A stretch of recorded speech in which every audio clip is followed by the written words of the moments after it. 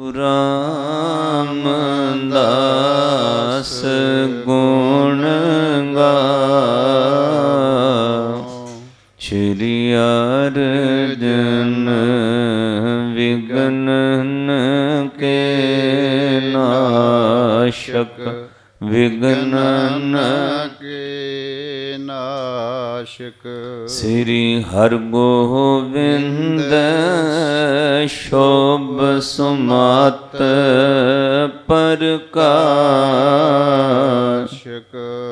ਸ੍ਰੀ ਹਰਿ ਰਾਇ ਨਮੋ ਕਰ ਜੋਰੀ, ਨਮੋ ਕਰ ਜੋਰੀ। ਸ਼੍ਰੀ ਹਰਿ ਕ੍ਰਿਸ਼ਨ ਮਨਾਏ ਬਹੋਰੀ, ਗੁਰੂ ਤੇਗ ਬਹਾਦਰ ਪਰਮ ਕਿਰਪਾਲਾ, ਵਾਹਿਗੁਰੂ ਪਰਮ ਕਿਰਪਾਲਾ। ਸ੍ਰੀ ਗੁਰੂ ਗੋਬਿੰਦ ਸਿੰਘ ਵਿਸ਼ਾਲ, ਤਰੁ ਦਰਾ ਪਰ ਪੁੰਨ ਪੁੰਨ ਸੀਸਾ, ਵਾਹਿਗੁਰੂ ਪੁੰਨ ਪੁੰਨ ਸੀਸਾ। ਵੰਦੋ ਵਾਰ ਵਾਰ ਜਗਦੀਸਾ,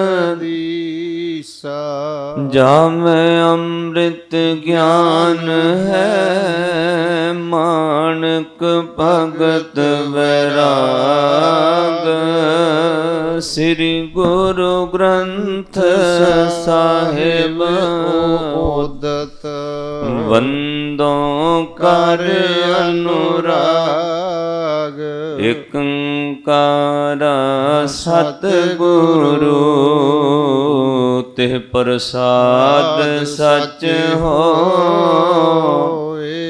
ਵਾਹਿਗੁਰੂ ਜੀ ਕੀ ਫਤਿਹ ਹੈ,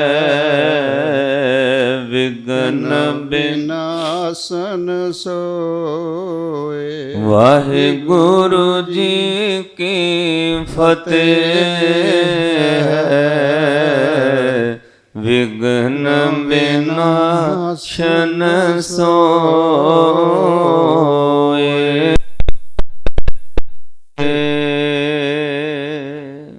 ਸ਼੍ਰੀ ਗੁਰ ਚਰਨ ਤਰੁਵਨ, ਸੀਤਲ ਸੁੰਦਰ ਛਾਏ।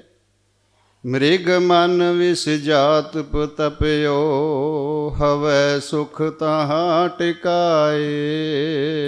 ਵਾਹਿਗੁਰੂ ਜੀ ਕਾ ਖਾਲਸਾ, ਵਾਹਿਗੁਰੂ ਜੀ ਕੀ ਫਤਿਹ। ਜਦੋਂ ਗੁਰੂ ਨਾਨਕ ਦੇਵ ਮਹਾਰਾਜ ਜੀਆਂ ਨੇ ਉਦਾਸੀਆਂ ਸ਼ੁਰੂ ਕੀਤੀਆਂ, ਭਾਈ ਮਰਦਾਨਾ ਜੀ ਨੂੰ ਨਾਲ ਲੈ ਕੇ ਪਾਤਸ਼ਾਹ ਚੱਲੇ।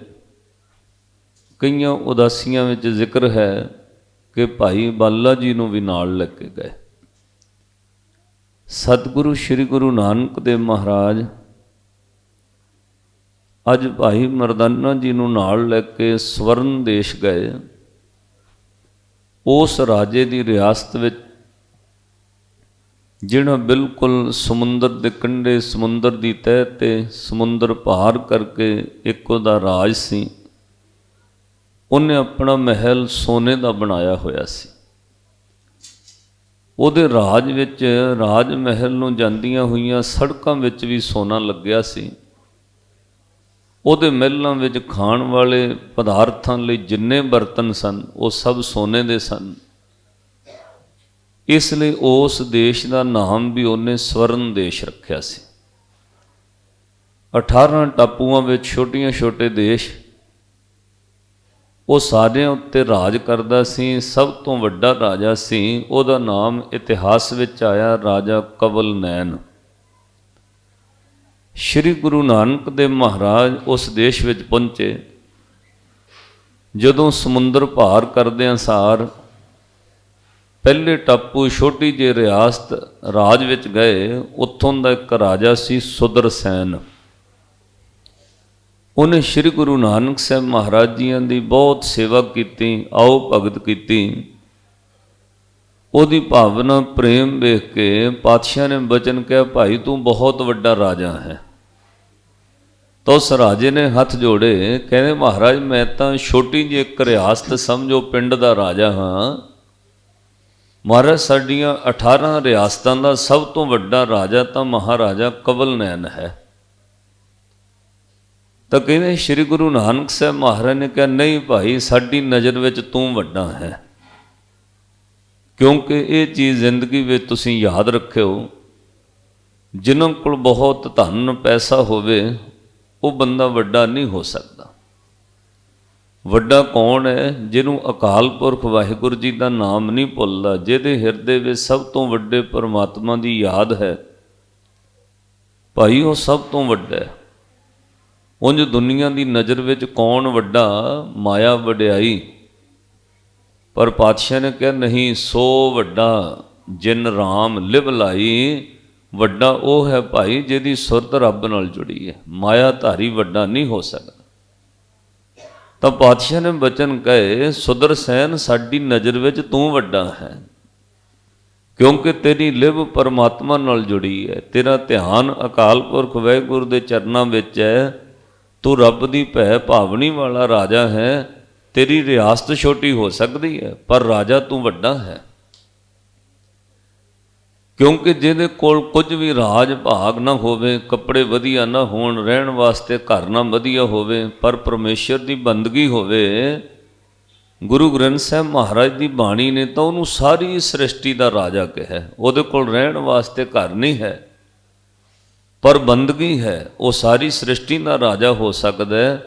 ਬਸਤਾ ਟੁੱਟੀ ਝੁੰਪੜੀ ਚੀਰ ਸਭ ਛਿੰਨਾ, ਜਾਤ ਨਾ ਪਤ ਨਾ ਆਦਰੋ। ਨਾ ਉਹਦੀ ਜਾਤ ਕੋਈ ਉੱਚੀ ਹੋਵੇ, ਨਾ ਉਹਦੇ ਕੋਲ ਰਹਿਣ ਲਈ ਕੋਈ ਘਰ ਮਹਿਲ ਹੋਵੇ, ਨਾ ਉਹਦੇ ਕੋਲ ਕੱਪੜੇ ਵਧੀਆ ਹੋਣ, ਪਰ ਉਹ ਬੰਦਗੀ ਕਰ ਲਵੇ।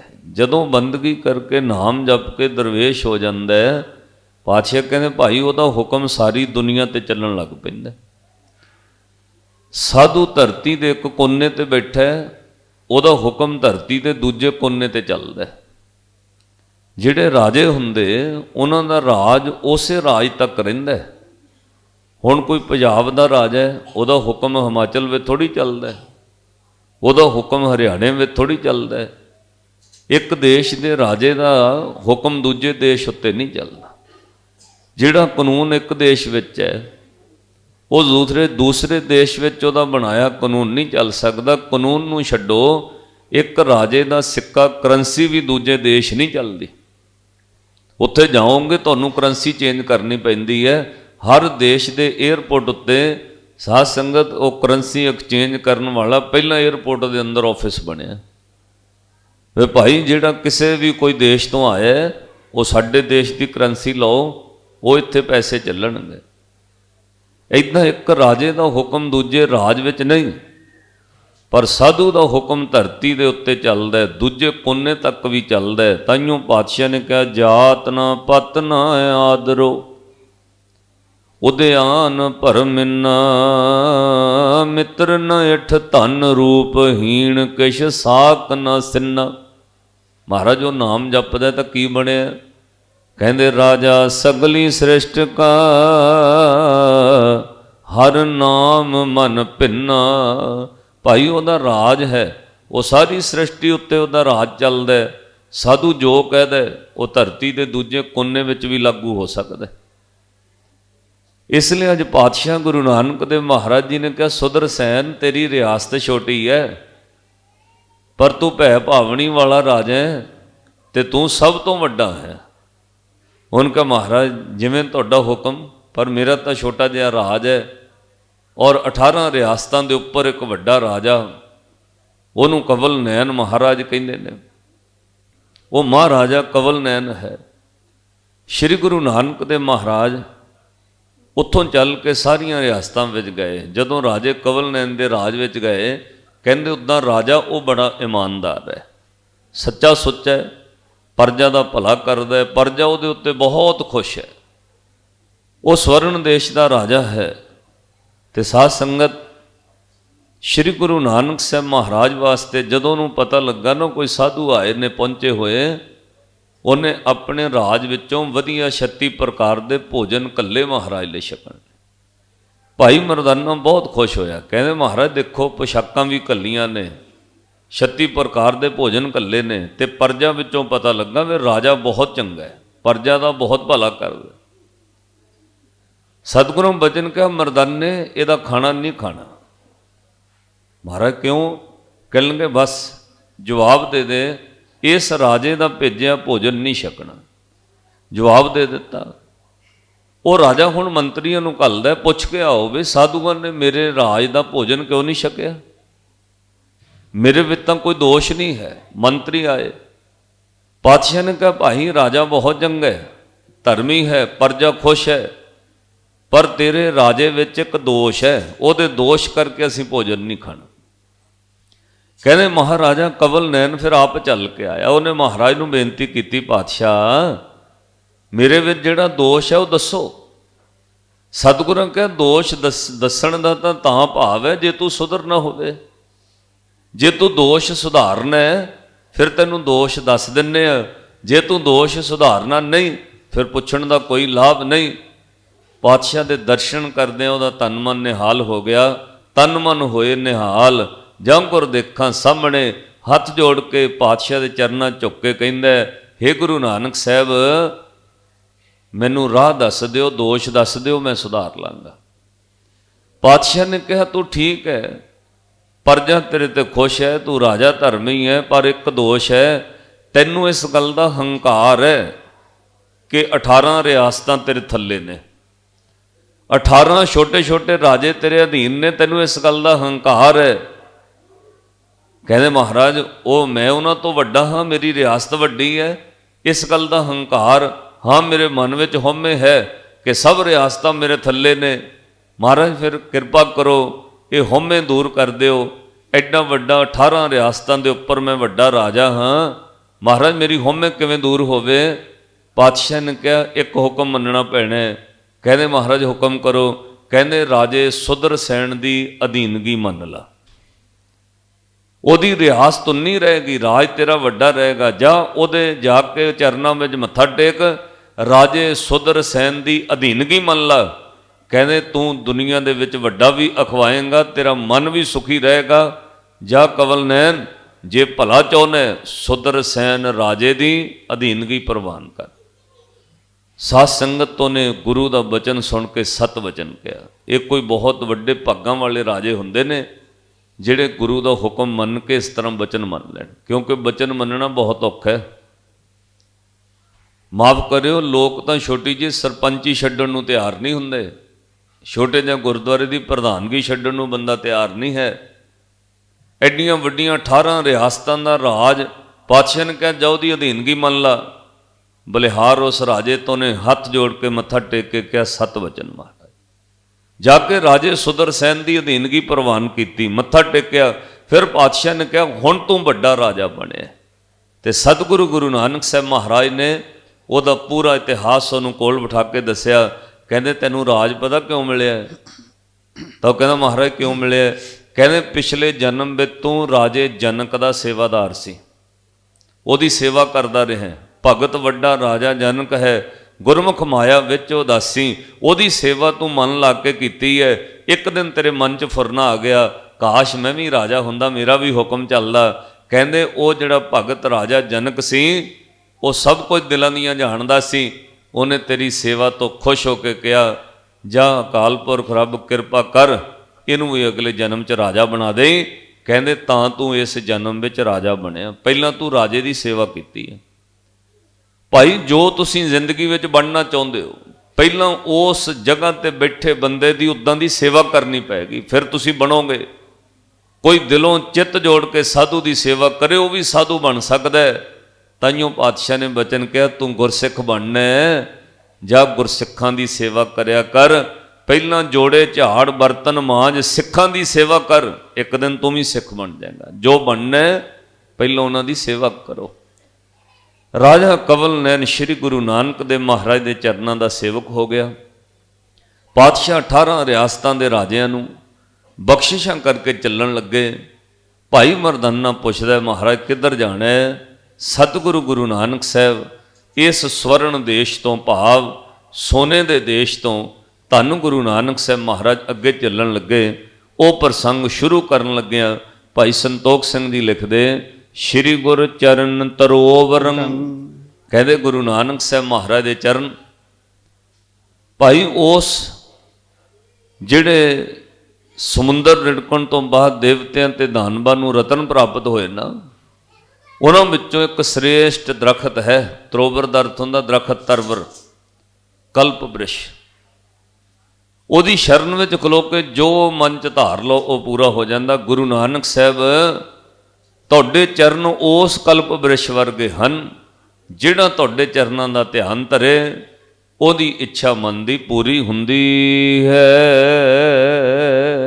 ਸੀਤਲ ਸੁੰਦਰ ਸਾਏ, ਕਹਿੰਦੇ ਸ਼੍ਰੀ ਗੁਰੂ ਨਾਨਕ ਦੇ ਮਹਾਰਾਜ ਸੱਚੇ ਪਾਤਸ਼ਾਹ ਜੀ ਤੁਹਾਡੇ ਚਰਨ ਬਹੁਤ ਸੁੰਦਰ ਹਨ, ਸ਼ੀਤਲ ਹਨ, ਔਰ ਉਸ ਦਰਖਤ ਦੀ ਸੰਘਣੀ ਛਾਂ ਵਰਗੇ ਹਨ। ਮ੍ਰਿਗ ਮਨ ਵਿਸ਼ ਜਾਪ ਤਪਿਓ, ਹਵੈ ਸੁਖ ਤਹਾਂ ਟਿਕਾਏ। ਕਹਿੰਦੇ ਜਿਵੇਂ ਜਿਹੜਾ ਮ੍ਰਿਗ ਹੈ, ਜੇ ਉਸ ਦਰਖਤ ਦੀ ਛਾਵੇਂ ਆ ਕੇ ਬਹਿ ਜਾਏ, ਉਹਦੇ ਅੰਦਰ ਦੀ ਤਪਸ਼ ਮਿਟ ਜਾਂਦੀ ਹੈ, ਔਰ ਉਹਦੇ ਅੰਦਰ ਨਾਭੀ ਵਿੱਚ ਕਸਤੂਰੀ ਸਭ ਤੋਂ ਕੀਮਤੀ ਪੈਦਾ ਹੋ ਜਾਂਦੀ ਹੈ। ਇੱਦਾਂ ਗੁਰੂ ਨਾਨਕ ਸਾਹਿਬ ਤੁਹਾਡੇ ਚਰਨਾਂ ਦਾ ਜਿਹੜਾ ਧਿਆਨ ਧਰ ਲੈ, ਉਹਦੇ ਅੰਦਰ ਸਭ ਤੋਂ ਵੱਡਾ ਸੁੱਖ, ਸਕੂਨ, ਆਨੰਦ ਪ੍ਰਾਪਤ ਹੁੰਦਾ ਹੈ। ਸੁਨੋ ਗੁਰੂ ਅੰਗਦ ਜੀ ਕਥਾ, ਭਈ ਜਥਾ ਉਚਰੋ ਪੁਨ ਤਥਾ। ਇਹ ਸਾਰੀ ਜਿਹੜੀ ਕਥਾ ਹੈ ਸ਼੍ਰੀ ਗੁਰੂ ਅੰਗਦ ਦੇ ਮਹਾਰਾਜ ਨੂੰ ਲਿਖਾਈ ਸੀ ਭਾਈ ਬਾਲਾ ਜੀ ਨੇ, ਕਿ ਮਹਾਰਾਜ ਇੱਦਾਂ ਇੱਦਾਂ ਮੈਂ ਨਾਲ ਰਿਹਾ, ਇੱਦਾਂ ਇੱਦਾਂ ਹੋਇਆ। ਤਾਂ ਕਹਿੰਦੇ ਹੁਣ ਅਗਲੀ ਕਥਾ ਗੁਰੂ ਅੰਗਦ ਦੇ ਮਹਾਰਾਜ ਨੂੰ ਲਿਖਾ ਰਹੇ ਹਨ। ਕਵਲ ਨੈਨ ਕੋ ਦੀਨੋ ਗਿਆਨਾ, ਆਤਮ ਅੰਤਰ ਵਹਿਰ ਦਿਖਾਨਾ। ਕਹਿੰਦੇ ਉਦੋਂ ਫਿਰ ਧੰਨ ਗੁਰੂ ਨਾਨਕ ਦੇ ਮਹਾਰਾਜ ਮਹਾਰਾਜਾ ਕਵਲ ਨੈਨ ਨੂੰ ਗਿਆਨ ਦੇ ਕੇ, ਬਖਸ਼ਿਸ਼ਾਂ ਕਰਕੇ, ਸ਼੍ਰੀ ਗੁਰੂ ਨਾਨਕ ਸਾਹਿਬ ਮਹਾਰਾਜ ਅੰਤਰ ਆਤਮੇ ਦਾ ਗਿਆਨ ਬਖਸ਼ ਕੇ ਸਵਰਨ ਦੇਸ਼ ਤੋਂ ਅੱਗੇ ਚੱਲਣ ਦੀ ਤਿਆਰੀ ਕੀਤੀ। ਜਿਉ ਆਕਾਸ਼ ਪੂਰਨ ਸਭ ਥਾਈ, ਅਸ ਦਿਖਾਏ ਕਰ ਚੱਲੇ ਗੁਸਾਈ। ਕਹਿੰਦੇ ਸ਼੍ਰੀ ਗੁਰੂ ਨਾਨਕ ਦੇ ਮਹਾਰਾਜ ਜਿਸ ਤਰ੍ਹਾਂ ਆਕਾਸ਼ ਭਾਈ ਸਾਰੇ ਥਾਵਾਂ ਤੇ ਹੈ, ਜਿੱਥੇ ਮਰਜ਼ੀ ਚੱਲ ਜਾਓ ਤੁਹਾਨੂੰ ਅਸਮਾਨ ਨਜ਼ਰ ਆਉਂਦਾ ਹੈ, ਐਦਾਂ ਮੇਰੇ ਸ਼੍ਰੀ ਗੁਰੂ ਨਾਨਕ ਦੇ ਮਹਾਰਾਜ ਹਰ ਥਾਂ ਤੇ ਸ੍ਰਿਸ਼ਟੀ ਵਿੱਚ ਮੌਜੂਦ ਨੇ। ਸਾਰੀ ਸ੍ਰਿਸ਼ਟੀ ਦੇ 84 ਲੱਖ ਜੂਨਾਂ ਦੇ ਭਲੇ ਵਾਸਤੇ ਉਦਾਸੀਆਂ ਕਰਨ ਤੁਰੇ ਹਨ। ਮੰਦ ਮੰਦ ਮਗ ਸੁੰਦਰ ਚਾਲੀ, ਚੱਲੇ ਜਾਤ ਗਤ ਦੇ ਜੋ ਸੁਖਾਲੀ। ਕਹਿੰਦੇ ਇਸ ਤਰ੍ਹਾਂ ਸੁੱਖ ਦੇਣ ਵਾਲੇ ਗੁਰੂ ਨਾਨਕ ਸਾਹਿਬ ਮਹਾਰਾਜ ਦੇ ਚਰਨ, ਮੰਦ ਮੰਦ ਦਾ ਅਰਥ ਹੁੰਦਾ ਸਹਿਜੇ ਸਹਿਜੇ, ਚਲਦੇ ਚਲਦੇ ਪਾਤਸ਼ਾਹ ਅੱਗੇ ਤੋਂ ਅੱਗੇ ਸ੍ਰਿਸ਼ਟੀ ਦਾ ਭਲਾ ਕਰਦੇ ਜਾ ਰਹੇ ਹਨ। ਪਾਤਸ਼ਾਹ ਦੇ ਸੁੰਦਰ ਸੁੱਖ ਦੇਣ ਵਾਲੇ ਚਰਨ ਹਨ। ਤਾਈਓ ਭਾਈ ਗੁਰਦਾਸ ਜੀ ਕਹਿੰਦੇ, ਜਿੱਥੇ ਬਾਬਾ ਪੈਰ ਧਰੇ ਪੂਜਾ ਆਸਣ ਥਾਪਣ ਸੋਆ। ਮੇਰੇ ਧੰਨ ਗੁਰੂ ਨਾਨਕ ਸਾਹਿਬ ਬਹੁਤ ਲੰਬੀਆਂ ਯਾਤਰਾਵਾਂ ਕਰ ਰਹੇ ਸਨ। ਪੰਥ ਵਿਖੇ ਬੋਲਿਓ ਮਰਦਾਨਾ, ਏਥੋ ਰਾਜਨ ਰਾਜ ਮਹਾਨਾ। ਕਹਿੰਦੇ ਧੰਨ ਗੁਰੂ ਨਾਨਕ ਦੇ ਮਹਾਰਾਜ ਸੱਚੇ ਪਾਤਸ਼ਾਹ ਵਾਸਤੇ ਜੋ ਕੁਝ ਉਸ ਜਗ੍ਹਾ ਤੇ ਹੋਇਆ, ਕਹਿੰਦੇ ਭਾਈ ਮਰਦਾਨੇ ਨੇ ਕਿਹਾ, ਮਹਾਰਾਜ ਇਹ ਸਾਰਾ ਦੇਸ਼ ਜਿਹੜਾ ਜਿੱਥੇ ਆਪਾਂ ਚੱਲ ਰਹੇ ਹਾਂ ਇਹ ਸਵਰਨ ਦੇਸ਼ ਹੈ। ਮਹਾਰਾਜ ਤੁਸੀਂ 1-2 ਟਾਪੂਆਂ ਦੇ ਰਾਜਿਆਂ ਨੂੰ ਤਾਂ ਮਿਲਾ ਦਿੱਤਾ, ਰਾਜਾ ਕਵਲ ਨੈਨ, ਸੁਦਰਸੈਨ। ਮਹਾਰਾਜ ਕਿਸੇ ਹੋਰ ਜਿਹੜੀਆਂ ਬਾਕੀ 16 ਰਿਆਸਤਾਂ ਦੇ ਰਾਜੇ, ਮਹਾਰਾਜ ਉਹਨਾਂ ਬਾਰੇ ਵੀ ਕੋਈ ਬਖਸ਼ਿਸ਼ ਕਿਰਪਾ ਕਰੋ। ਜਾਹੇ ਪਾਸ਼ ਐਸ਼ਵਰਜ ਵਿਸ਼ਾਲਾ, ਮਾਨੇ ਆਨ ਸਰਬ ਭੂਪਾਲਾ। ਧੰਨ ਸ਼੍ਰੀ ਗੁਰੂ ਨਾਨਕ ਸਾਹਿਬ ਮਹਾਰਾਜ ਕਹਿੰਦੇ ਭਾਈ ਮਰਦਾਨੇ ਨੂੰ, ਕਹਿੰਦੇ ਮਰਦਾਨਿਆ ਬਸ ਇੱਥੋਂ ਤੱਕ ਹੀ ਅਕਾਲ ਪੁਰਖ ਵੱਲੋਂ ਡਿਊਟੀ ਲੱਗੀ ਸੀ। ਆਪਣੇ ਆਪ ਨੂੰ ਸ੍ਰੇਸ਼ਟ ਸਮਝਦਾ ਸੀ ਮਹਾਰਾਜਾ ਕਵਲ ਨੈਨ। ਉਹਨੂੰ ਸੋਝੀ ਦੇਣੀ ਸੀ, ਭਾਈ ਇਹ ਰਾਜ ਅਕਾਲ ਪੁਰਖ ਨੇ ਤੈਨੂੰ ਕਿਸੇ ਭਗਤ ਦੀ ਸੇਵਾ ਦੇ ਇਵਜ ਵਿੱਚ ਦਿੱਤਾ, ਤੂੰ ਸੇਵਾ ਕੀਤੀ ਹੈ ਤਾਂ ਰਾਜ ਮਿਲਿਆ। ਕਹਿੰਦੇ ਹੁਣ ਰਾਜ ਤੋਂ ਬਾਅਦ ਕਿਤੇ ਉਹ ਨਰਕ ਵਿੱਚ ਨਾ ਪੈ ਜਾਏ, ਇਸ ਲਈ ਉਹਦਾ ਭਲਾ ਕਰਨ ਵਾਸਤੇ ਅਸੀਂ ਇੱਥੇ ਆਏ ਸਾਂ। ਅਹੇ 18 ਟਾਪੂ ਜੇਤੇ, ਤਿੰਨ ਮੈਂ ਰਾਜ ਕਰੇ ਨ੍ਰਿਪ ਤੇਤੇ। ਕਹਿੰਦੇ ਬਾਕੀ 18 ਟਾਪੂ ਜਿਹੜੇ ਛੋਟੇ ਛੋਟੇ ਸਾਧ ਸੰਗਤ, ਉਹ ਰਾਜੇ ਸਮੁੰਦਰਾਂ ਦੇ ਕੰਢੇ ਰਾਜ ਬਣੇ ਹੋਏ ਨੇ। ਉਹ ਸਵਰਨ ਦੇਸ਼ ਨੂੰ ਅੱਜ ਕੱਲ੍ਹ ਖਗੋਲ ਭੂਗੋਲ ਵਿੱਚ ਵਿਗਿਆਨ ਮੰਨਦੇ ਨੇ, ਜਿਹਨੂੰ ਤੁਸੀਂ ਥਾਈਲੈਂਡ ਕਹਿੰਦੇ ਹੋ ਨਾ, ਇਹ ਟਾਪੂ ਸ੍ਰੀ ਗੁਰੂ ਨਾਨਕ ਸਾਹਿਬ ਮਹਾਰਾਜ ਇਸ ਟਾਪੂ ਤੇ ਗਏ, ਇਹਨੂੰ ਕਦੇ ਸਵਰਨ ਦੇਸ਼ ਕਹਿੰਦੇ ਸੀ, ਜਿਹਨੂੰ ਅੱਜ ਦੇ ਦਿਨ ਦੇ ਥਾਈਲੈਂਡ ਲੋਕ ਕਹਿੰਦੇ ਨਾ। Thailand, Singapore, Macau, China, Hong Kong, ਇਹ ਜਿੰਨੀਆਂ ਛੋਟੀਆਂ ਛੋਟੀਆਂ ਸਮੁੰਦਰ ਦੇ ਕੰਢੇ ਟਾਪੂ ਰਾਜੇ ਆ, ਉਸ ਵਕਤ ਦੀਆਂ ਇਹ ਰਿਆਸਤਾਂ ਆ, ਜਿਹਨੂੰ ਸਵਰਨ ਦੇਸ਼ ਕਹਿੰਦੇ ਸੀ, ਉਹਨੂੰ ਅੱਜ ਕੱਲ੍ਹ ਥਾਈਲੈਂਡ ਕਹਿੰਦੇ ਨੇ। ਜਦੋਂ ਤੁਸੀਂ ਉਸ ਦੇਸ਼ ਦੇ ਏਅਰਪੋਰਟ ਤੇ ਉਤਰੋਗੇ, ਉੱਥੇ ਲਿਖਿਆ ਹੋਇਆ ਏਅਰਪੋਰਟ ਤੇ ਸਵਰਨ ਭੂਮੀ, ਸੋਨੇ ਦੀ ਭੂਮੀ। ਉਹ ਏਅਰਪੋਰਟ ਦਾ ਨਾਮ ਹੀ ਉਹਨੇ ਰੱਖਿਆ ਹੋਇਆ, ਸਵਰਨ ਭੂਮੀ ਉਹਦਾ ਨਾਮ ਰੱਖਿਆ। ਕਹਿੰਦੇ ਨੇ ਸ੍ਰੀ ਗੁਰੂ ਨਾਨਕ ਸਾਹਿਬ ਮਹਾਰਾਜ ਕਹਿੰਦੇ, ਭਾਈ ਇਹ ਸਮੁੰਦਰ ਦੇ ਕੰਢੇ ਭਾਈ ਮਰਦਾਨਾ ਜੀ 18 ਰਿਆਸਤਾਂ ਦੇ ਰਾਜੇ ਰਾਜ ਕਰਦੇ ਨੇ, ਬਸ ਕਵਲ ਨੈਣ ਤੇ ਸੁਦਰਸੈਨ ਰਾਜੇ ਦਾ ਭਲਾ ਕਰਨ ਆਏ ਸਾਂ। ਸਭ ਹਿਨ ਕੇ ਮੁਝ ਨਾਮ ਸੁਨਾਵੋ, ਅਪਰਦੇਸ ਚੱਲ ਬਹੁਰ ਦਿਖਾਵੋ। ਕਹਿੰਦੇ ਮਹਾਰਾਜ ਜਾਂ ਤਾਂ ਫਿਰ ਉਹ ਦੇਸ਼ ਦਿਖਾ ਦਿਓ, ਛੋਟੇ ਛੋਟੇ ਟਾਪੂ ਉੱਧਰ ਵੀ ਲੈ ਚੱਲੋ, ਨਹੀਂ ਤਾਂ ਮਹਾਰਾਜ ਉਹਨਾਂ ਰਾਜਿਆਂ ਦੇ ਨਾਮ, ਉਹਨਾਂ ਰਿਆਸਤਾਂ ਦੇ ਨਾਮ ਦੱਸੋ। ਇਹ ਸਮੁੰਦਰ ਦੇ ਕੰਢੇ ਦੂਰ ਤੱਕ ਕਿਹੜੇ ਕਿਹੜੇ ਰਾਜੇ ਤੇ ਕਿਹੜੇ ਕਿਹੜੀਆਂ ਰਿਆਸਤਾਂ ਹਨ। ਸੁਨ ਕਰ ਬੋਲੇ ਦੀਨ ਦਿਆਲਾ, ਪ੍ਰਥਮ ਹੁਤੇ ਚਖ ਕੋਲ ਵਿਸਾਲਾ। ਪਾਤਸ਼ਾਹ ਕਹਿੰਦੇ ਮਰਦਾਨਿਆਂ ਸਭ ਥਾਂ ਹੀ ਜਾਣ ਦਾ ਹੁਕਮ ਨਹੀਂ ਹੈ, ਇੱਥੋਂ ਤੱਕ ਹੀ ਹੁਕਮ ਸੀ, ਪਰ ਤੈਨੂੰ ਰਿਆਸਤਾਂ ਦੇ ਨਾਮ ਦੱਸ ਦਿੰਨੇ। ਪਹਿਲਾ ਰਾਜਾ ਪ੍ਰਥਮ ਜਿਹੜਾ ਸਾਰਿਆਂ ਵਿੱਚੋਂ ਸਿਰਮੌਰ, ਉਹ ਸੀ ਇਹ ਜਿਹਨੂੰ ਚਮਕੌਰ ਕਹਿੰਦੇ, ਭਾਵ ਕਵਲ ਨੈਣ, ਇਹ ਰਾਜਾ ਸੀ। ਦੂਜਾ ਜਿਹੜਾ ਧਰਮੀ ਰਾਜਾ ਸੁਦਰਸੈਨ ਸੀ। ਇਸ ਤਰ੍ਹਾਂ ਹੋਰ ਰਿਆਸਤਾਂ ਦੇ ਵੀ ਰਾਜੇ, ਉਹਨਾਂ ਦੇ ਵੀ ਨਾਮ ਸੁਣੋ। ਸੁਦਰਸੈਨ ਅਬ ਸਭ ਸਿਰ ਮੋਰਾ, ਥਾਪ ਦੀਨ ਹਮਨੇ ਠੋਰਾ। ਕਹਿੰਦੇ ਹੁਣ ਸੁਦਰਸੈਨ ਸਿਰਮੌਰ ਹੋ ਗਿਆ, ਹੁਣ ਕਵਲ ਨੈਣ ਰਾਜਾ ਸਿਰਮੌਰ ਨਹੀਂ ਹੈ, ਹੁਣ ਸਾਰੀਆਂ 18 ਰਾਜਾਂ ਦਾ ਰਾਜਾ ਜਿਹੜਾ ਹੈ ਉਹ ਸੁਦਰਸੈਨ ਅਖਵਾਏਗਾ। ਕਵਲ ਨੈਣ ਰਾਜੇ ਨੇ ਸਾਡਾ ਬਚਨ ਮੰਨ ਕੇ ਉਹਦੀ ਅਧੀਨਗੀ ਮੰਨ ਲਈ। ਉਸ ਤੋਂ ਇਲਾਵਾ ਸੁਣੋ, ਇਹ 18 ਨਾਮ ਹਨ। ਧੰਨ ਸ਼੍ਰੀ ਗੁਰੂ ਨਾਨਕ ਸਾਹਿਬ ਮਹਾਰਾਜ ਬੋਲੇ, ਕਹਿੰਦੇ ਸੁਣੋ 18 ਨਾਮ ਉਜਾਗਰ, ਸੁਦਰਸੈਨ ਅਟਕਾ ਸੁਖ ਸਾਗਰ। ਸੁਦਰਸੈਨ ਤੋਂ ਅਗਲਾ ਸੁਣ, ਅਟਕਾ ਰਾਜਾ, ਉਸ ਤੋਂ ਅੱਗੇ ਮਧੁਰਬੈਣ, ਉਸ ਤੋਂ ਅੱਗੇ ਪੁੰਨ ਸਾਵਰ ਸੈਨਾ, ਉਸ ਤੋਂ ਅੱਗੇ ਨੈਣ ਜੋਤ। ਇੱਦਾਂ ਪਾਤਸ਼ਾਹ ਨੇ ਸਾਰੀਆਂ ਰਿਆਸਤਾਂ ਦੇ ਰਾਜਿਆਂ ਦੇ ਨਾਮ ਦੱਸ ਦਿੱਤੇ। ਮਗਨ ਰਾਏ ਅਸਰ ਆਪਣਾ ਪੁੰਨ, ਸੁਨ ਬਵੇਕੂ ਤੁਰਤ ਰੰਗ ਸੁਨ। ਤਾਂ ਸਤਿਗੁਰੂ ਗੁਰੂ ਨਾਨਕ ਸਾਹਿਬ ਮਹਾਰਾਜ ਸੱਚੇ ਪਾਤਸ਼ਾਹ ਕਹਿੰਦੇ, ਭਾਈ ਇਸ ਤਰ੍ਹਾਂ ਇਹਨਾਂ ਨੂੰ ਵਿਵੇਕ ਬੁੱਧੀ ਦੇਣੀ ਸੀ। ਅਕਾਲ ਪੁਰਖ ਦਾ ਹੁਕਮ ਸੀ, ਪੂਰਬਲੇ ਜਨਮ ਕਰਮਾਂ ਕਰਕੇ ਇਹਨਾਂ ਦੇ ਭਾਗ ਜਾਗੇ, ਇਹਨਾਂ ਨੂੰ ਸੋਝੀ ਦੇਣੀ ਸੀ, ਤਾਂ ਇਹਨਾਂ ਰਾਜਿਆਂ ਕੋਲ ਆਏ। ਇਹ ਸੱਚ ਹੈ ਸਾਧ ਸੰਗਤ, ਪੂਰਵ ਕਰਮ ਅੰਕੁਰ ਜਬ ਪ੍ਰਗਟੇ, ਭੇਟਿਓ ਪੁਰਖ ਰਸਕ ਬੈਰਾਗੀ। ਜਦੋਂ ਪੂਰਬਲੇ ਕੋਈ ਕੀਤੇ ਹੋਏ ਕਰਮ ਅੱਗੇ ਆਉਂਦੇ ਨੇ, ਉਦੋਂ ਕਿਸੇ ਨੂੰ ਗੁਰੂ ਮਿਲਦਾ ਹੈ, ਨਹੀਂ ਤਾਂ ਤੁਸੀਂ ਲੱਖ ਯਤਨ ਕਰ ਲਓ, ਤੁਹਾਨੂੰ ਗੁਰੂ ਨਹੀਂ ਮਿਲ ਸਕਦਾ, ਗੁਰੂ ਦੀ ਪ੍ਰਾਪਤੀ ਨਹੀਂ ਹੋ ਸਕਦੀ। ਕਈ ਬੰਦਿਆਂ ਦੀ ਉਮਰ ਲੰਘ ਗਈ, ਗੁਰੂ ਵਾਲੇ ਬਣਾਂਗੇ, ਹੁਣ ਪਾਠ ਸ਼ੁਰੂ ਕਰਾਂਗੇ, ਹੁਣ ਬਸ ਛੱਡ ਦੇਣਾ ਸਭ ਕੁਝ, ਹੁਣ ਬਸ ਛੱਡ ਦੇਣਾ ਸਭ ਕੁਝ, ਸਾਰੀ ਉਮਰ ਲੰਘ ਗਈ। ਸਾਧ ਸੰਗਤ ਤੋਂ ਬੰਦੇ ਔਗਣ ਨਹੀਂ ਛੱਡ ਸਕੇ, ਕਿਉਂ? ਗੁਰੂ ਦਾ ਹੁਕਮ ਹੀ ਨਹੀਂ ਹੈ। ਜਦੋਂ ਗੁਰੂ ਦਾ ਹੁਕਮ ਹੋਏਗਾ, ਉਦੋਂ ਉਹ ਦਾੜੀ ਕੇਸ ਰੱਖ ਸਕਣਗੇ। ਜਦੋਂ ਗੁਰੂ ਦੀ ਹੁਕਮ ਬਖਸ਼ਿਸ਼ ਕਿਰਪਾ ਹੋਣੀ, ਉਦੋਂ ਉਹ ਕਮਾ ਸਕਦੇ। ਜੇ ਵੱਡੇ ਭਾਗ ਨਹੀਂ, ਗੁਰੂ ਦੀ ਕਿਰਪਾ ਬਖਸ਼ਿਸ਼ ਨਹੀਂ, ਮਾਫ ਕਰਿਓ, ਮੈਂ ਕਈ ਵਾਰ ਇਹ ਬੇਨਤੀ ਲਾਈਵ ਵਿੱਚ ਵੀ ਕਹੀ, ਫਿਰ ਭਾਵੇਂ ਗੁਰਦੁਆਰੇ ਦੇ ਨਾਲ ਰਹਿਸ਼ੀ ਕੰਧ ਸਾਂਝੀ ਹੋਵੇ, ਉੱਠ ਕੇ ਮੱਥਾ ਟੇਕਣ ਦਾ ਹੁਕਮ ਨਹੀਂ ਹੈ।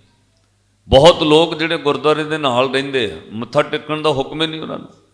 ਇੱਕ ਨਗਰ ਵਿੱਚ ਅਸੀਂ ਕਥਾ ਕਰਨ ਗਏ, ਮੈਨੂੰ ਬੜੀ ਹੈਰਾਨਗੀ ਹੋਈ ਜਦੋਂ ਉਹ ਨਗਰ ਪਹੁੰਚੇ, ਉੱਥੇ ਸਪੀਕਰ ਦੀ ਆਵਾਜ਼ ਹੀ ਨਾ ਆਵੇ ਕੋਈ। ਮੈਂ ਉਹ ਪ੍ਰਬੰਧਕਾਂ ਨੂੰ ਕਿਹਾ, ਭਾਈ ਤੁਸੀਂ ਸਾਊਂਡ ਨਹੀਂ ਲਾਇਆ? ਕਹਿੰਦੇ ਭਾਈ ਸਾਹਿਬ ਜੀ ਅੰਦਰ ਹੀ ਲੱਗਾ ਹੋਇਆ।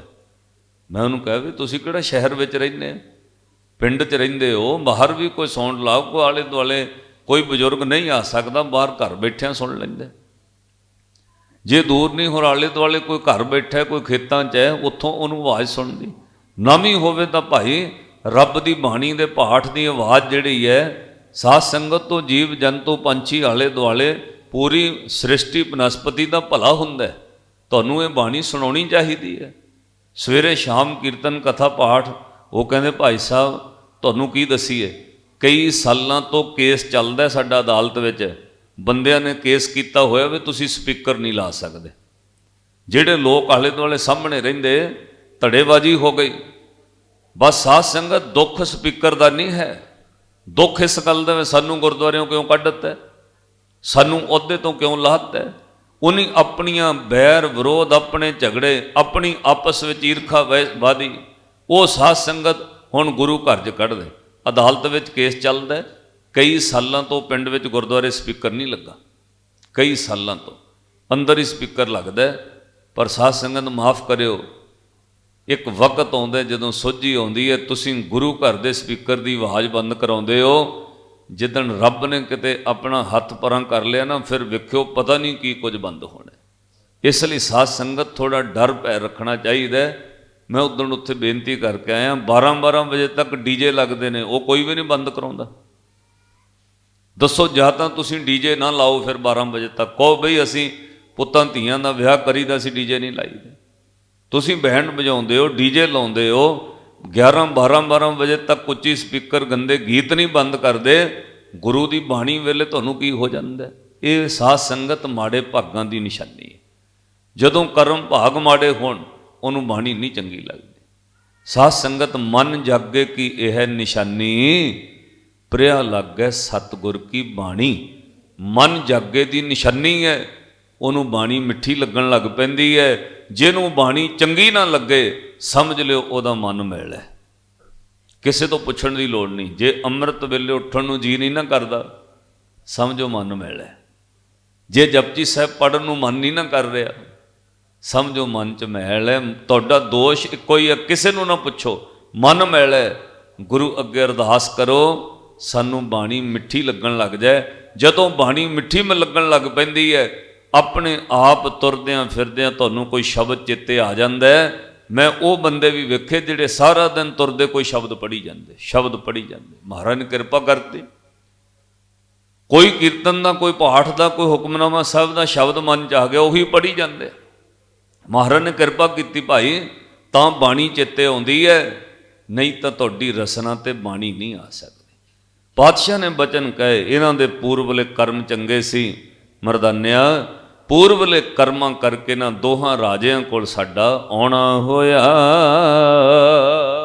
ਬਾਲ ਸਿੰਘ ਸੰਭਾਲਕ ਬਹੁ ਦੁਖ, ਲਾਲ ਐਨ ਪੁਨਰਾਏ ਅਨਲਖ। ਤਾਂ ਸਤਿਗੁਰ ਸੱਚੇ ਪਾਤਸ਼ਾਹ ਬਚਨ ਕਹਿੰਦੇ, ਭਾਈ ਮਰਦਾਨਾ ਜੀ ਇੱਦਾਂ ਇਹਨਾਂ ਬੰਦਿਆਂ ਦਾ ਭਲਾ ਕਰਨਾ ਸੀ।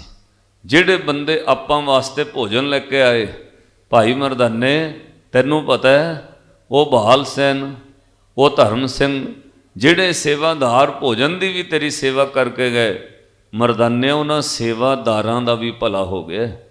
ਜਿਨ੍ਹਾਂ ਦੇ ਹੱਥ ਵਿੱਚ ਭੋਜਨ ਘੱਲਿਆ ਸੀ ਨਾ ਰਾਜੇ ਨੇ, ਕਹਿੰਦੇ ਮਰਦਾਨੇ ਉਹਨਾਂ ਸੇਵਾਦਾਰਾਂ ਦਾ ਵੀ ਭਲਾ ਹੋਇਆ ਹੈ।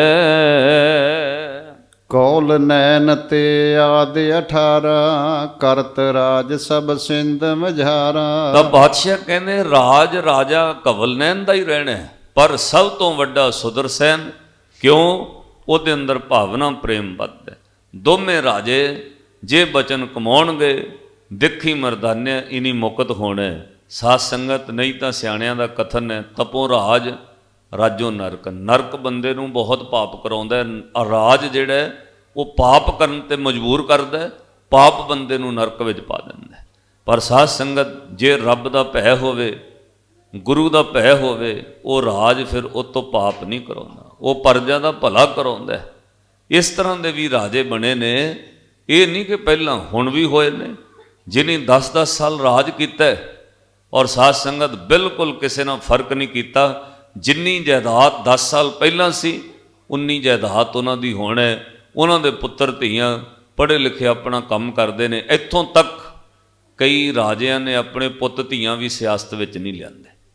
ਇੱਦਾਂ ਦੇ ਤੁਹਾਨੂੰ ਕਈ ਬੰਦੇ ਗਿਣਾ ਦਾਂਗੇ, ਜਿਨ੍ਹਾਂ ਬੰਦਿਆਂ ਨੇ ਰਾਜ ਕੀਤਾ, ਦਰਵੇਸ਼ ਨੇ, ਉਹਨੇ ਆਪਣੇ ਪੁੱਤਰ ਧੀਆਂ ਪਰਿਵਾਰ ਜਵਾਈ ਰਾਜ ਵਿੱਚ ਨਹੀਂ ਪਾਏ ਦੁਆਰਾ, ਰਾਜ ਕੀਤਾ ਲੋਕਾਂ ਦਾ ਭਲਾ ਕੀਤਾ। ਉਹਦਾ ਕੋਈ ਵੀ ਪੁੱਤ ਨੋ ਪੁੱਤਰ ਧੀ ਸਿਆਸਤ ਵਿੱਚ ਨਹੀਂ, ਉਹਨੇ ਸਿਰਫ ਸ੍ਰਿਸ਼ਟੀ ਦਾ ਭਲਾ ਕਰਨ ਲਈ ਰੱਬ ਵੱਲੋਂ ਉਹਨਾਂ ਦੀ ਡਿਊਟੀ ਲੱਗੀ। ਨਹੀਂ ਤਾਂ ਹਰ ਬੰਦਾ ਚਾਹੁੰਦਾ ਮੇਰੇ ਤੋਂ ਬਾਅਦ ਮੇਰਾ ਲੜਕਾ, ਉਹ ਆਪਣੇ ਹੁੰਦਿਆਂ ਨਾਲ ਫੋਟੋਆਂ ਲਾਉਣ ਲੱਗ ਪੈਂਦਾ ਵੀ ਲੋਕ ਇਹਨੂੰ ਜਾਣਨ ਲੱਗ ਜਾਣ, ਲੋੜ ਪਈ ਤਾਂ ਮੇਰੇ ਤੋਂ ਬਾਅਦ ਇਹ ਖੜੇਗਾ ਵੋਟਾਂ 'ਚ। ਤੁਸੀਂ ਕਦੇ ਸਰਦਾਰ ਮਨਮੋਹਨ ਸਿੰਘ ਨੇ 10 ਸਾਲ ਰਾਜ ਕੀਤਾ ਦੇਸ਼ ਉੱਤੇ, ਉਹਦੇ ਕਿਸੇ ਪੁੱਤ ਧੀ ਜਵਾਈ ਦੀ ਫੋਟੋ ਵੇਖੀ ਵੀ ਉਹ ਵੀ ਸਿਆਸਤ 'ਚ ਹੋਵੇ? ਕੋਈ ਵਿਰਲਾ ਹੈ ਜਿਹਦੇ ਅੰਦਰ ਇਸ ਤਰ੍ਹਾਂ ਦੀ ਭਾਵਨਾ ਬਣਦੀ ਹੈ। ਪਾਤਸ਼ਾਹ ਨੇ ਬਚਨ ਕਹਿੰਦੇ ਭਾਈ ਇਸ ਤਰ੍ਹਾਂ ਇਹ ਰਾਜੇ ਮੁਕਤ ਹੋਏ, ਇਹ 18 ਰਿਆਸਤਾਂ ਦਾ ਵੱਡਾ ਰਾਜਾ ਹੋਏਗਾ, ਸੁਦਰਸੈਨ ਇਹ ਤੋਂ ਉੱਪਰ ਵੱਡਾ ਖਵਾਏਗਾ, ਦੋਵੇਂ ਰਾਜੇ ਮੁਕਤ ਹੋਣਗੇ। ਬੂਜਨ ਕੀਨ ਬਹੁਰ ਮਰਦਾਨੇ, ਤੁਮ ਤੇ ਮਿਲੇ ਥੋਰ ਨਿਰਪਥਾਨੇ। ਤਾਂ ਧੰਨ ਸ਼੍ਰੀ ਗੁਰੂ ਨਾਨਕ ਸਾਹਿਬ ਮਹਾਰਾਜ ਇਸ ਤਰ੍ਹਾਂ ਤੁਰਦਿਆਂ ਮਰਦਾਨੇ ਨੂੰ ਬਾਤਾਂ ਕਹਿ ਰਹੇ। ਉਹਨਾਂ ਕਿਹਾ ਮਹਾਰਾਜ ਹੁਣ ਕਿਰਪਾ ਕਰੋ, ਫਿਰ ਹੁਣ ਆਪਾਂ ਕਿੱਧਰ ਜਾਣਾ? ਪਾਤਸ਼ਾਹ ਕਹਿੰਦੇ ਭਾਈ ਮਰਦਾਨਾ ਜੀ ਚਲੋ ਤੁਹਾਨੂੰ ਸੁਮੇਰ ਪਰਬਤ ਦੀ ਯਾਤਰਾ ਕਰਾਈ, ਤੁਹਾਨੂੰ ਵਿਖਾਈਏ। ਸੁਮੇਰ ਪਰਬਤ ਉੱਤੇ 300 ਸਾਲ ਦੀ ਉਮਰ ਦੇ ਜੋਗੀ ਬੈਠੇ ਨੇ, ਜਿਨ੍ਹਾਂ ਦੀ ਉਮਰ 300 ਸਾਲ ਹੋ ਗਈ, 250 ਸਾਲ ਹੋ ਗਿਆ ਬੈਠਿਆਂ। ਉਹ ਪੁਰਾਣਾ ਜਾਮ ਯੁਗਤ ਨਾਲ ਉਮਰ ਵਧਾ ਕੇ ਬਰਫਾਂ 'ਚ ਚੌਂਕੜਾ ਮਾਰ ਕੇ ਬੈਠੇ ਨੇ। ਕਈ ਸਾਲ ਗੁਜ਼ਰ ਗਏ, ਉਹਨੀ ਸਵਾਸ ਦਸਮ ਵਿੱਚ ਟਿਕਾਏ ਹੋਏ ਨੇ, ਸਰੀਰ ਉਹਨਾਂ ਦਾ ਬਰਫ਼ ਦੀ ਗੁਫਾ 'ਚ ਪਿਆ। ਭਾਈ ਮਰਦਾਨੇ ਚੱਲ ਤੈਨੂੰ ਉਹਨਾਂ ਸਾਧੂ ਜੋਗੀਆਂ ਤਪਸਵੀਆਂ ਦੇ ਦਰਸ਼ਨ ਕਰਵਾਈਏ, ਸੁਮੇਰ ਪਰਬਤ ਜਾਣਾ ਹੈ। ਅਪਰ ਨਰੇਸ਼ ਜੇ ਸਾਗਰ ਮਾਹੀ, ਤਿਨੋਂ ਬਿਲੋਕੋ ਕੈਦੋ ਨਾਹੀ। ਤਾਂ ਭਾਈ ਮਰਦਾਨੇ ਨੂੰ ਪਾਤਸ਼ਾਹ ਕਹਿੰਦੇ ਹੋਰ ਰਾਜਿਆਂ ਕੋਲ ਜਾਣ ਦੀ ਲੋੜ ਨਹੀਂ ਹੈ, ਚਲੋ ਤੁਹਾਨੂੰ ਸੁਮੇਰ ਪਰਬਤ ਦੇ ਦਰਸ਼ਨ ਕਰਵਾਉਂਦੇ ਹਾਂ। ਸੁਣ ਸਮੇਰ ਜਾਵਨ ਨਿਜ ਕਾਨਾ, ਹਾਥ ਬੰਦ ਬੋਲਿਓ ਮਰਦਾਨਾ। ਤਾਂ ਭਾਈ ਮਰਦਾਨੇ ਨੇ ਸੁਣ ਕੇ ਸੁਮੇਰ ਪਰਬਤ ਜੋਗੀਆਂ ਦਾ ਨਾਮ ਹੱਥ ਜੋੜ ਕੇ ਕਿਹਾ, ਕਹਿੰਦੇ ਮਹਾਰਾਜ ਮੇਰੀ ਇੱਛਾ ਕਿਸੇ ਹੋਰ ਪਾਸੇ ਜਾਣ ਦੀ ਹੈ। ਕਹਿੰਦੇ ਮਰਦਾਨੇ ਦੱਸ? ਕਹਿੰਦੇ ਮਹਾਰਾਜ ਸੁਮੇਰ ਪਰਬਤ ਤੇ ਫਿਰ ਲੈ ਜਿਓ, ਮੇਰੀ ਇੱਕ ਇੱਛਾ ਹੈ, ਜੇ ਕਿਤੇ ਮੈਨੂੰ ਹਯਾਤੀ ਵਿੱਚ ਜੀਵਨ ਵਿੱਚ ਜ਼ਿੰਦਗੀ 'ਚ ਰਹਿੰਦਿਆਂ ਇਸ ਅਸਥਾਨ ਦੇ ਦਰਸ਼ਨ ਕਰਵਾ ਦਿਓ। ਮੱਕਾ ਬਹੁਰ ਮਦੀਨਾ ਦੋਨੋਂ, ਕੀਤੀ ਵੇਰ ਸੁਨੇ ਮੈਂ ਸੋਨੋ। ਕਹਿੰਦੇ 10 ਮਰਦਾਨੇ ਕਿੱਥੇ ਜਾਣਾ ਚਾਹੁੰਦੇ? ਕਹਿੰਦੇ ਮਹਾਰਾਜ ਮੱਕਾ ਮਦੀਨਾ ਸੁਣਿਆ ਬਹੁਤ ਸੁੰਦਰ ਹੈ। ਮਹਾਰਾਜ ਮੈਂ ਗਰੀਬ ਜਿਹਾ ਮੁਸਲਮਾਨ, ਮੇਰਾ ਘਰ ਮੁਸਲਮਾਨਾਂ ਦੇ ਘਰ ਮੇਰਾ ਜਨਮ ਹੋਇਆ। ਛੋਟੇ ਹੁੰਦਿਆਂ ਮਾਂ ਨੇ ਨਵਾਜ਼ ਦੀ ਗੱਲ ਕਹੀ, ਪਰ ਸਾਨੂੰ ਮਸੀਤੇ ਜਾਣ ਦਾ ਹੁਕਮ ਨਹੀਂ ਸੀ, ਕਿਉਂ ਅਸੀਂ ਡੂਮ ਮਰਾਸੀ ਹਾਂ। ਮਹਾਰਾਜ ਜੇ ਕਿਰਪਾ ਕਰੋ, ਕਹਿੰਦੇ ਮੱਕੇ ਮਦੀਨੇ ਕੋਈ ਹਾਜੀ ਕਾਜੀ ਪਹੁੰਚ ਜਾਏ, ਉਹਨੂੰ ਮਹਾਰਾਜ ਜੰਨਤਾਂ ਮਿਲ ਜਾਂਦੀਆਂ ਨੇ, ਪਰ ਮੈਨੂੰ ਤਾਂ ਤੁਹਾਡੇ ਚਰਨਾਂ ਵਿੱਚ ਹੀ ਜੰਨਤ ਹੈ। ਜੇ ਤੁਸੀਂ ਕਿਰਪਾ ਕਰਦੇ ਹੋ, ਇੱਕ ਵਾਰ ਇੱਛਾ ਹੈ ਮੱਕਾ ਮਦੀਨਾ ਵੇਖਣਾ, ਕਹਿੰਦੇ ਬਹੁਤ ਸੁੰਦਰ ਹੈ। ਤੁਰਕ ਤਾਰੀਫ ਕਰਤ ਜੇ ਪੂਰੀ, ਤਾਂ ਕੀ ਬਨਤ ਬਦਾਵ ਤਰੂਰੀ। ਮਹਾਰਾਜ ਤੁਰਕ ਬਹੁਤ ਉਹਦੀ ਤਾਰੀਫ ਕਰਦੇ ਆ, ਜਿਹੜੇ ਮੁਸਲਮਾਨ ਹੈ ਉਹ ਕਹਿੰਦੇ ਸਭ ਤੋਂ ਸ੍ਰੇਸ਼ਟ ਉਹਨਾਂ ਵਾਸਤੇ ਮੱਕਾ ਹੈ। ਮਹਾਰਾਜ ਕਿਤੇ ਮੈਂ ਵੀ ਚਾਹੁੰਦਾ ਉਹ ਮੱਕੇ ਮਦੀਨੇ ਦੇ ਦਰਸ਼ਨ ਹੋਣ, ਜਿਹਨੂੰ ਸਾਰੇ ਤੁਰਕ ਭਾ ਮੁਸਲਮਾਨ ਸਭ ਤੋਂ ਸ੍ਰੇਸ਼ਟ ਪਵਿੱਤਰ ਮੰਨਦੇ ਨੇ। ਰਹਿਓ ਸੋ ਹਮ ਤੇ ਕੇ ਦਿਸ ਮਾਹੀ, ਹਿਰਦੇ ਵਸੀਖ ਬਿਲੋਕਨ ਚਾਹੀ। ਕਹਿੰਦੇ ਮਹਾਰਾਜ ਜੀ ਮੇਰੇ ਉੱਦਾਂ ਵੈਸੇ ਮੇਰੀ ਪਹੁੰਚ ਵਿੱਚ ਨਹੀਂ ਹੈ। ਮਹਾਰਾਜ ਅਸੀਂ ਗਰੀਬ ਬੰਦੇ, ਮੈਂ ਤਾਂ ਕਦੇ ਤਲਵੰਡੀ ਨਹੀਂ ਸੀ ਟੱਪਿਆ, ਤੁਹਾਡੀ ਕਿਰਪਾ ਨਾਲ ਮੈਂ ਬਹੁਤ ਦੂਰ ਦੂਰ ਮਹਾਰਾਜ ਦੁਨੀਆ ਵੇਖ ਲਈ ਹੈ। ਪਾਤਸ਼ਾਹ ਮੇਰੇ ਵੱਸ ਨਹੀਂ ਸੀ ਪਹੁੰਚਣਾ, ਜੇ ਤੁਸੀਂ ਕਿਰਪਾ ਬਖਸ਼ਿਸ਼ ਕਰ ਦੋ, ਜਿੱਥੇ ਇੰਨੀ ਜਗ੍ਹਾ ਵਿਖਾਈ ਹੈ ਉੱਥੇ ਮੱਕਾ ਮਦੀਨਾ ਵੀ ਵਿਖਾ ਦਿਓ। ਸਰਬ ਭਾਂਤ ਸਮਰੱਥ ਸੁਜਾਨਾ, ਪੂਰਨ ਇੱਛਾ ਕਰੋ ਮਹਾਨਾ। ਹੱਥ ਜੋੜ ਕਹਿੰਦਾ ਮਹਾਰਾਜ ਤੁਸੀਂ ਸਰਬ ਕਲਾ ਸਮਰੱਥ ਹੋ, ਮੇਰੀ ਇੱਛਾ ਪੂਰੀ ਕਰੋ, ਮੈਨੂੰ ਮੱਕੇ ਮਦੀਨੇ ਦੇ ਜ਼ਰੂਰ ਦੀਦਾਰ ਕਰਾਵੋ। ਸ਼੍ਰੀ ਪ੍ਰਭ ਜੀ ਜੇਠਾ ਤੁਮ ਚਾਹੋ, ਬਿਨਾ ਬਿਲਮ ਛਿਨ ਮੈਂ ਤਹਿ ਜਾਹੋ। ਸ਼੍ਰੀ ਗੁਰੂ ਨਾਨਕ ਸਾਹਿਬ ਮਹਾਰਾਜ ਬਚਨ ਕਹਿੰਦੇ ਉਹ ਤਾਂ ਬਹੁਤ ਦੂਰ ਹੈ ਮਰਦਾਨਿਆ, ਮੱਕਾ ਮਦੀਨਾ ਨੇੜੇ ਥੋੜੀ ਹੈ, ਉਹ ਤਾਂ ਬਹੁਤ ਦੂਰ ਹੈ, ਕਈ ਮਹੀਨੇ ਲੱਗ ਜਾਣਗੇ ਆਪਾਂ ਨੂੰ ਜਾਣ ਨੂੰ। ਮਰਦਾਨੇ ਕਈ ਮਹੀਨੇ ਕਈ ਸਾਲਾਂ ਦਾ ਪਿੰਡ ਹੈ, ਨੇੜੇ ਨਹੀਂ ਹੈ ਮੱਕਾ ਮਦੀਨਾ। ਉੱਥੇ ਪਹੁੰਚਣ ਨੂੰ ਤਾਂ ਕਈ ਮਹੀਨੇ ਕਈ ਸਾਲ ਲੱਗਣਗੇ। ਸੁਨ ਕਰ ਬੋਲੇ ਸ੍ਰੀ ਗੁਰ ਪੂਰੇ, ਹਮ ਤੇ ਰਹਿਓ ਅਦਕ ਸੋ ਦੂਰੇ। ਕਹਿੰਦੇ ਬਹੁਤ ਦੂਰ ਹੈ ਮਰਦਾਨਿਆਂ, ਕਿਤੇ ਬਰਖ ਮਾਰਗ ਕੇ ਮਾਹੀ, ਚਲ ਤਬ ਜਨਤੇ ਬਾਰੇ ਨਾਹੀ। ਕਹਿੰਦੇ ਵਰਖ ਦਾ ਅਰਥ ਹੁੰਦਾ ਸਾਲ।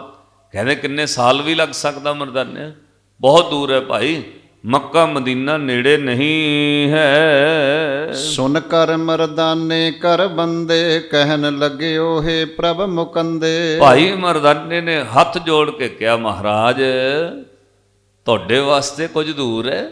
ਮਹਾਰਾਜ ਤੁਹਾਡੇ ਤਾਂ ਕੁਝ ਵੀ ਦੂਰ ਨਹੀਂ ਹੈ।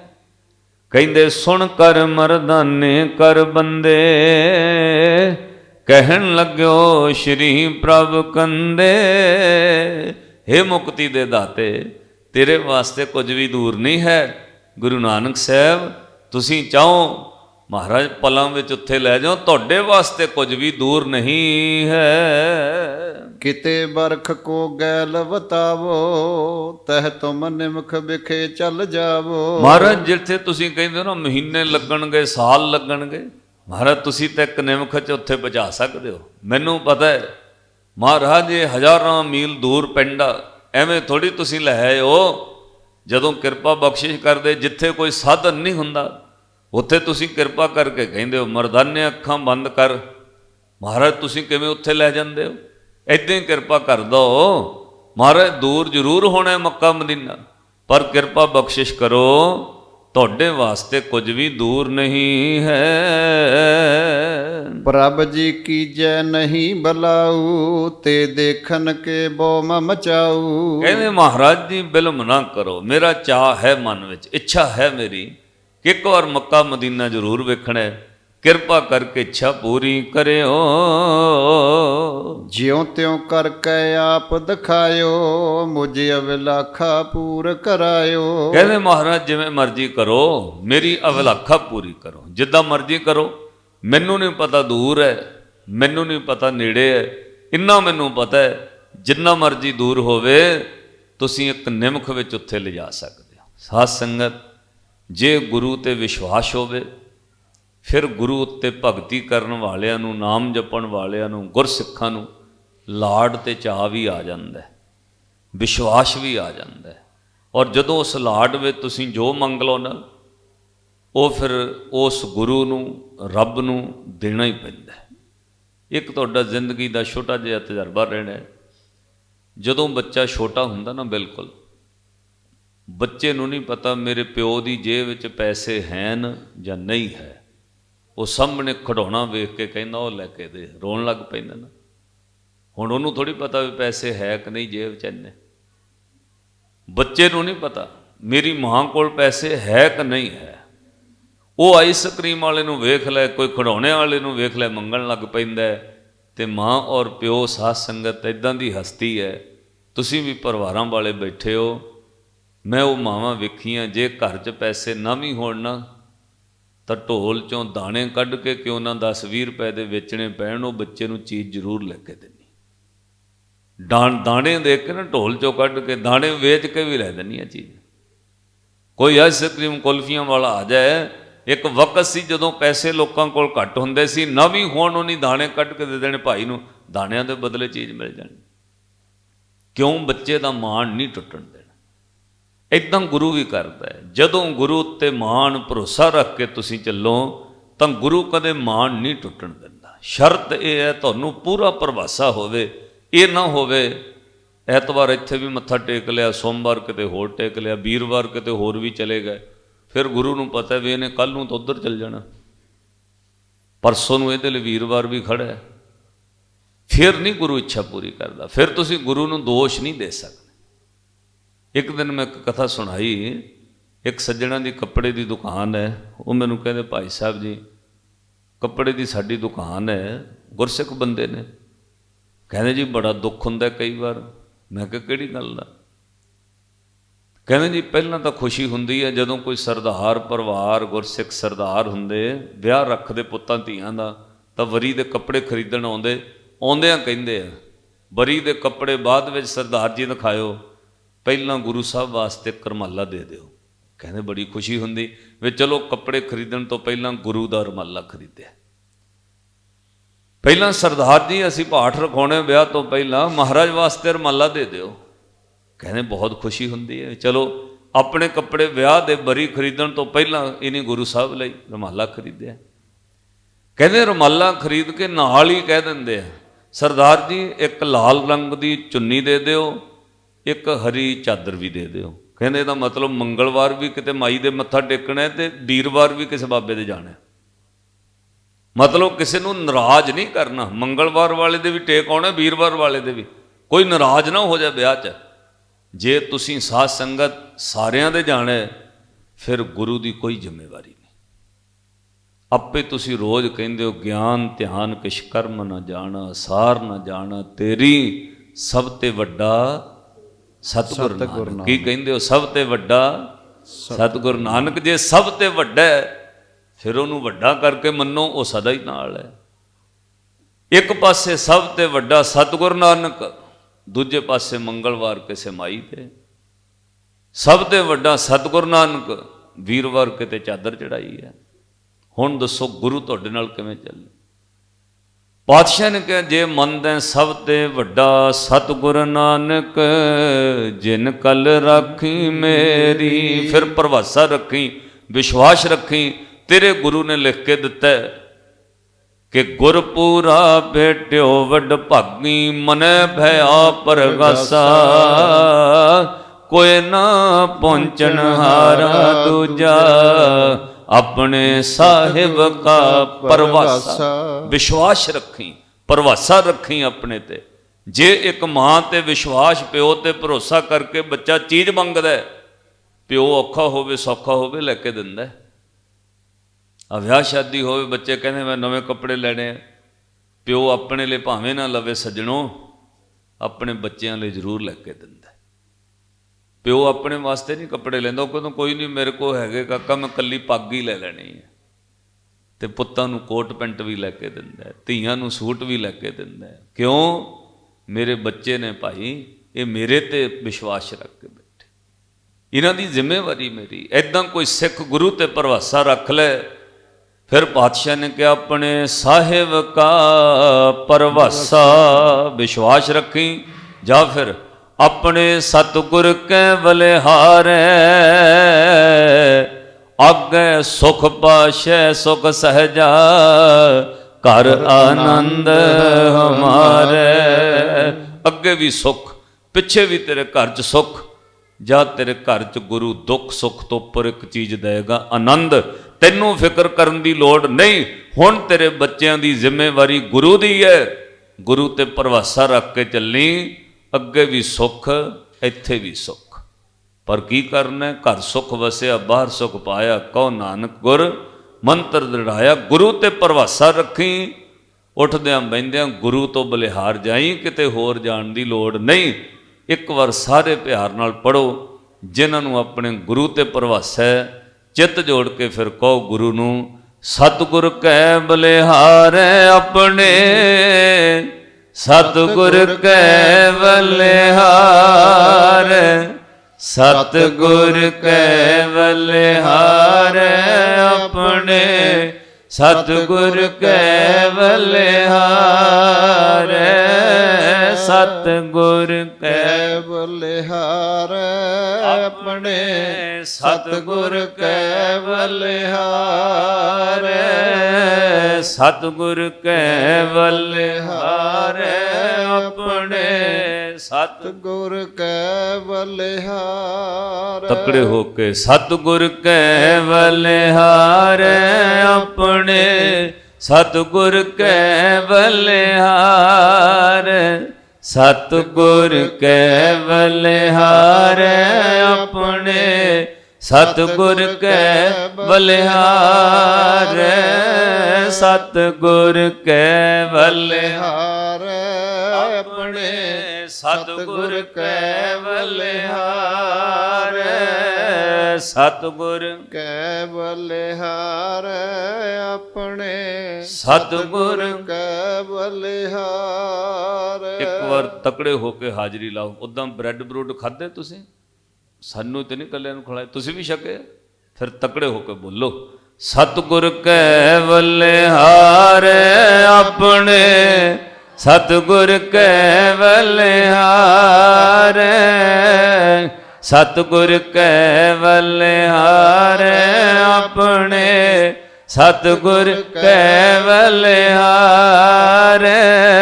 ਸਤਿਗੁਰ ਕੈ ਬਲਿਹਾਰੈ ਆਪਣੇ, ਸਤਿਗੁਰ ਕੈ ਬਲਿਹਾਰੈ। ਵਾਹ ਵਾਹ ਵਾਹ ਵਾਹ। ਸਤਿਗੁਰ ਕੈ ਬਲਿਹਾਰੈ ਆਪਣੇ, ਸਤਿਗੁਰ ਕੈ ਬਲਿਹਾਰੈ। ਆਗੇ ਸੁਖ ਪਾਸ਼ੈ ਸੁਖ ਸਹਿਜਾ, ਆਗੇ ਸੁਖ ਪਾਸ਼ੈ ਸੁਖ ਸਹਿਜਾ, ਆਗੇ ਸੁਖ ਪਾਛੈ ਸੁਖ ਸਹਿਜਾ, ਆਗੇ ਸੁਖ ਪਾਸ਼ੈ ਸੁਖ ਸਹਿਜਾ।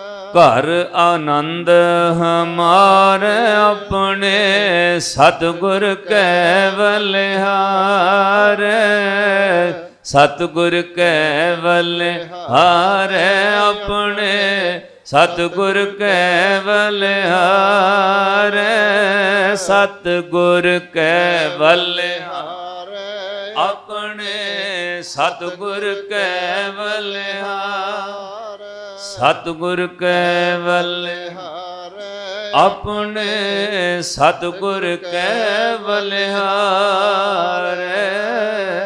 ਅੱਗੇ ਸੁਖ ਪਾਸ਼ੈ ਸੁਖ ਸਹਿਜਾ, ਘਰ ਆਨੰਦ ਹਮਾਰੇ ਆਪਣੇ, ਸਤਿਗੁਰ ਕੈ ਬਲਿਹਾਰੈ। ਕਦੋਂ? ਜਦੋਂ ਪ੍ਰਵਾਸਾ ਗੁਰੂ ਤੇ ਹੈ, ਵਿਸ਼ਵਾਸ ਗੁਰੂ ਤੇ ਹੈ। ਇਸ ਲਈ ਅਰਦਾਸ ਵਿੱਚ ਮੰਗੀਦਾ, ਪਾਤਸ਼ਾਹ ਕਿਰਪਾ ਕਰੋ ਸਾਨੂੰ ਭਰੋਸਾ ਬਖਸ਼ੋ, ਵਿਸਾਦਾਨ ਬਖਸ਼ੋ, ਸਿੱਖਾਂ ਨੂੰ ਸਿੱਖੀ ਦਾਨ, ਕੇਸ ਦਾਨ, ਰਹਿਤ ਦਾਨ, ਵਿਵੇਕ ਦਾਨ, ਵਿਸਾਦਾਨ, ਭਰੋਸਾ ਦਾਨ, ਦਾਨਾ ਸਰਦਾਨ, ਨਾਮਦਾਨ। ਫਿਰ ਉਸ ਤੋਂ ਬਾਅਦ ਮੰਗੀਦਾ ਸ੍ਰੀ ਅੰਮ੍ਰਿਤਸਰ ਸਾਹਿਬ ਜੀ ਦੇ ਦਰਸ਼ਨ ਇਸ਼ਨਾਨ, ਚੌਂਕੀਆਂ ਝੰਡੇ ਬੁੰਗੇ ਜੁਗੋ ਜੁਗ ਟਲ, ਧਰਮ ਕਾ ਜੈਕਾਰ ਬੋਲੋ ਜੀ ਵਾਹਿਗੁਰੂ। ਅੱਜ ਸ੍ਰੀ ਗੁਰੂ ਨਾਨਕ ਸਾਹਿਬ ਮਹਾਰਾਜ ਨੂੰ ਭਰੋਸਾ ਰੱਖ ਕੇ ਭਾਈ ਮਰਦਾਨਾ ਜੀ ਕਹਿੰਦੇ ਮਹਾਰਾਜ ਮੈਨੂੰ ਨਹੀਂ ਪਤਾ ਦੂਰ ਹੈ ਮੱਕਾ ਮਦੀਨਾ, ਮੈਨੂੰ ਨਹੀਂ ਪਤਾ ਨੇੜੇ ਹੈ, ਮੈਨੂੰ ਇੰਨਾ ਪਤਾ ਹੈ ਜਿੰਨਾ ਮਰਜ਼ੀ ਦੂਰ ਹੋਵੇ ਮਹਾਰਾਜ ਤੁਸੀਂ ਨਿਮਖ ਵਿੱਚ ਲੈ ਜਾਣਾ, ਕਿਰਪਾ ਕਰਕੇ ਮੈਨੂੰ ਮੱਕੇ ਮਦੀਨੇ ਦੇ ਦਰਸ਼ਨ ਕਰਾਓ। ਗੁਰੂ ਨਾਨਕ ਸਾਹਿਬ ਮਹਾਰਾਜ ਇੰਨੀ ਗੱਲ ਸੁਣ ਕੇ ਹੁਣ ਸਵਰਨ ਦੇਸ਼ ਤੋਂ ਫੈਸਲਾ ਲੈਣਗੇ, ਸਿੱਧੇ ਮੱਕਾ ਮਦੀਨੇ ਜਾਣਾ। ਉਹਦੇ ਵਾਸਤੇ ਪਾਤਸ਼ਾਹ ਕੀ ਕੁਝ ਨਾਲ ਲੈਂਦੇ ਨੇ। ਮੱਕੇ ਮਦੀਨੇ ਸਿਰਫ ਮੁਸਲਮਾਨ ਨੂੰ ਜਾਣ ਦਾ ਅਧਿਕਾਰ ਹੈ, ਉੱਥੇ ਹੋਰ ਕੋਈ ਬੰਦਾ ਨਹੀਂ ਜਾ ਸਕਦਾ। ਗੁਰੂ ਨਾਨਕ ਸਾਹਿਬ ਮਹਾਰਾਜ ਕਿਵੇਂ ਪਹੁੰਚਦੇ ਨੇ, ਉੱਥੇ ਜਾ ਕੇ ਕੀ ਬਖਸ਼ਿਸ਼ਾਂ ਹੁੰਦੀਆਂ ਨੇ। ਕੱਲ